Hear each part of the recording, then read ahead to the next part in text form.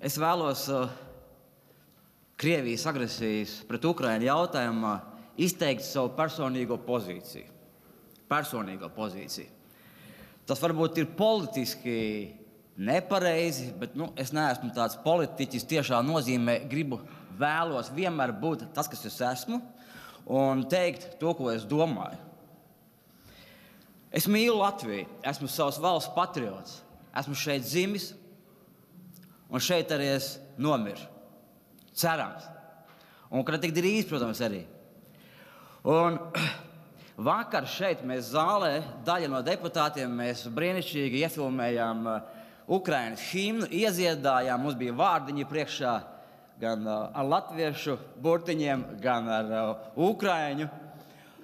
Skaisti nodziedājām un ar mērķi to pēc tam izmantot, lai atbalstītu Ukraiņus savu zemes aizstāvībā. Un es tā naivi domādams, ka visi mani atbalsta, es ieliku Facebookā bildīti smuku, kur es dziedu Ukrainas himnu, Ukrainas karodziņš rokās arī. Ieliku Facebookā un naivi cerēju, ka būs lielais atbalsts. Klusībā jau es sapratu, ka ne jau visi atbalsta un ne visi atzīst Krievijas okupācijas faktu Ukrainā. Aizgāja komentāri, viņi turpat joprojām ir pieejami. Es padomāju, turpat ir drošības dienestiem darbs. Un kāds vēl bija pārpublicējis, vēl tālāk palaiduši bija to, ir manī vīlušies cilvēki kādi. Un tur bija tādi komentāri, viņi joprojām tur stāv daudzi. Es tādus naidīgākos šeit nepieminēšu, bet piemēram, kā vienīgās valstis, kas ir apsēstas ar Ukrainu, ir Krievija un Latvija. Piemēram, šāds komentārs. Ja? Kārtējais pierādījums, kā koloniālās administrācijas vide degradēja apziņu. Tas ir par mani. Tātad šie cilvēki uzskata, ka tie, kas atbalsta Ukrainu, viņas aizstāvībā pret Krievijas agresiju ir degradēti. Un, diemžēl, tie nav tikai, tur komentārs ir tikai viens vai divi krievu valodā. Tie draugi ir latvieši. Un es gribu pateikt jums, šie latvieši, kas šādi komentē, kas šādi uzskata, priekš manis personīgi, katrs cilvēks, kurš neatzīst šodien Krievijas okupācijas faktu Ukrainā, tas ir pielīdzināms tam tāpat kā neatzīt Padomju Savienības okupācijas faktu Latvijā. Ir jāsaprot ģeopolitiskā situācija.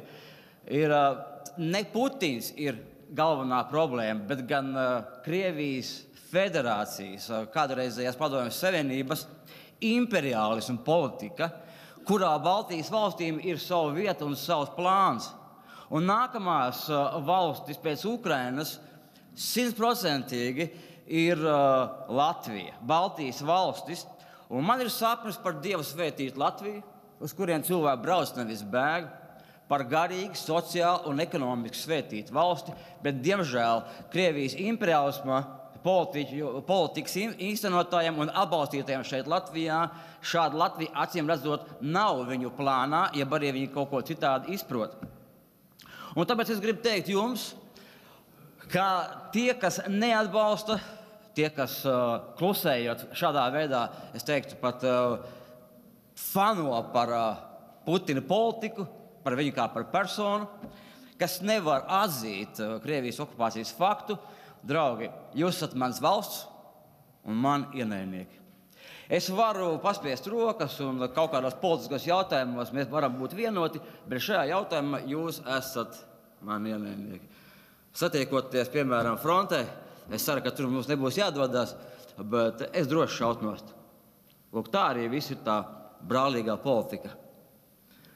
Mīļie draugi, Dievs svētī Latviju. Gribēju būt tieši atklāts, es pateicu to, ko es domāju.